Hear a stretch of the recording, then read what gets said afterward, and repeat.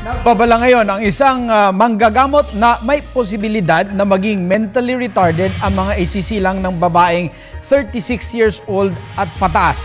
Ito ang binigyang diin ni Dr. Diana Sarmiento ng Makati Medical Center Trophoblastic Disease Section.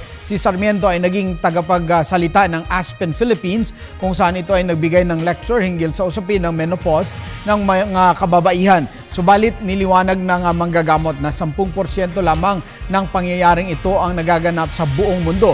Kaya't kanyang suhestyon na kung maaari ay gawin na lamang ang pag-aanak sa pagitan ng 25 years old hanggang 34 years old. Hindi lang po mentally retarded, pati po congenital abnormalities. Kasi po habang babae, tumatanda rin po yung kanyang genes. Tumatanda yung dinodonate niyang egg para makabuo ng tao, hindi ho ba egg and sperm. So habang tumatanda ang babae, tumatanda rin po yung genes na idinodonate niya to form a child. Kaya po mas mataas ang tsansa kumpara sa babaeng less than 35 years old.